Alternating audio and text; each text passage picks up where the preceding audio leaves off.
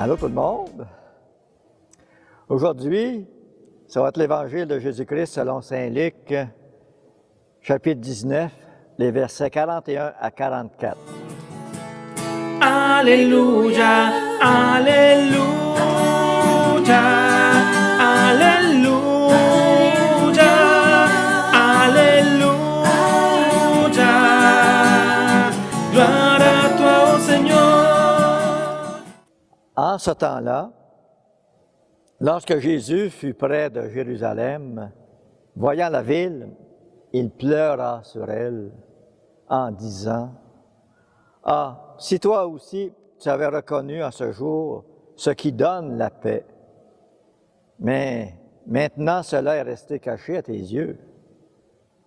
Oui, viendront pour toi des jours où tes ennemis construiront des ouvrages de siège contre toi, t'encercleront et te presseront de tous côtés. Ils t'anéantiront, toi et tes enfants qui sont chez toi, et ils ne laisseront pas chez toi pierre sur pierre, parce que tu n'as pas reconnu le moment où Dieu te visitait. » Acclamons la parole de Dieu. Louange à toi, Seigneur Jésus.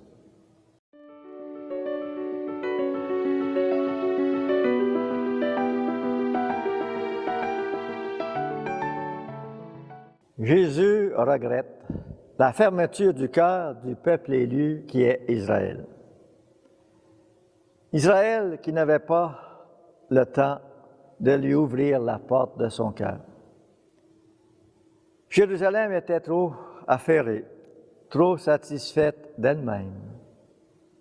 Elle se sentait tranquille, installée dans sa vie de tous les jours, sans se préoccuper de sa vie en Dieu. Et toi, Jésus, tu pleuras sur Jérusalem.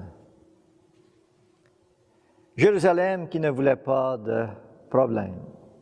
Elle se sentait en sécurité dans les affaires humaines qu'elle pouvait gérer par elle-même. Mais hélas, je ne peux pas maîtriser la visite du Seigneur. Jésus vient à l'improviste. Jésus nous surprend. Les surprises de notre Seigneur Jésus. Aujourd'hui, Jésus continue de frapper aux portes des chrétiens et Jésus pleure parce que nous ne sommes pas disposés à l'accueillir, trop affairés et installés dans une vie confortable, qu'on pense. C'est comme si le salut que Dieu nous offre en Jésus, ça nous intéressait très peu. Et Jésus est ce salut pour vivre en paix, pour vivre en harmonie en nous, autour de nous et avec lui. Et toi, Jésus, tu désires tellement que nous sortons de nos misères. Tu veux qu'on sorte de là.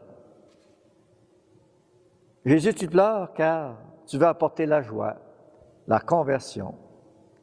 Mais l'humanité a peur de la joie que tu leur offres, car l'humanité ne peut pas la contrôler, cette joie surnaturelle.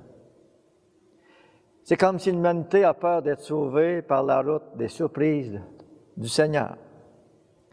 Peur de la conversion, puisque la conversion signifie se laisser conduire par toi, notre Dieu. C'est devenir une autre personne, une personne flambant neuve, pour vivre en Dieu, puis pour vivre dans la volonté de Dieu notre Père. Nous, chrétiens, qui avons foi en toi, Jésus, sommes-nous contents de nous? Est-ce que nous sommes tout bien réglés, que nous n'avons pas besoin de nouvelles visites du Seigneur? Être transformé en toi, Jésus, par Jésus, à ton contact, pour que tu puisses nous sauver de nous-mêmes, de nos misères. C'est Dieu qui change les cœurs semblables au sien. Tu veux qu'on soit comme toi. Ce changement de cœur, qui est la conversion, n'est nul autre que de passer d'un monde profane à un monde sacré. On est fait pour le sacré, pour le ciel. Ce passage, c'est le sacrifice du cœur humain, pour s'en remettre au cœur divin. Et la réalisation de ce passage égale la croix, accueillir la croix, mourir à notre volonté pour ressusciter à la volonté de Dieu, mourir à soi-même pour être en mesure d'entrer en Dieu, pour épouser justement la manière de vivre de Dieu. Et c'est l'amour de Dieu qui permet ce passage, son Esprit Saint qui nous divinise pour lui ressembler, pour devenir comme Jésus, pour retrouver la paix en Dieu. Nous ne pouvons pas s'en sortir par nous-mêmes, pas de paix sans Dieu. Et toi, Jésus, ton cœur est brisé parce que tu vois nos péchés qui nous détruisent, qui détruit l'harmonie de l'être humain avec lui-même, envers Dieu et envers la création. Et la bonne nouvelle de Jésus, c'est justement sa miséricorde. Et la paix de Jésus ne viendra qu'après la mort du vieil homme pour l'homme nouveau.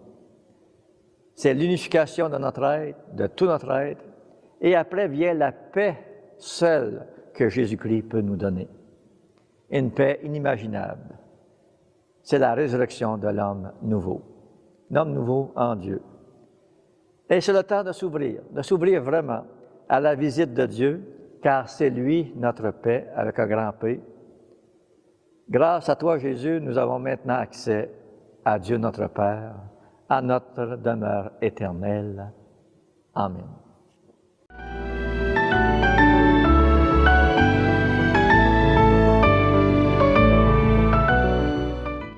Notre Père, qui es aux cieux, que ton nom soit sanctifié, que ton règne vienne, que ta volonté soit faite sur la terre comme au ciel.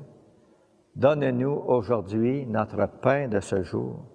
Pardonne-nous nos offenses, comme nous pardonnons aussi à ceux qui nous ont offensés. Et ne nous laisse pas entrer en tentation, mais délivre-nous du mal. Amen.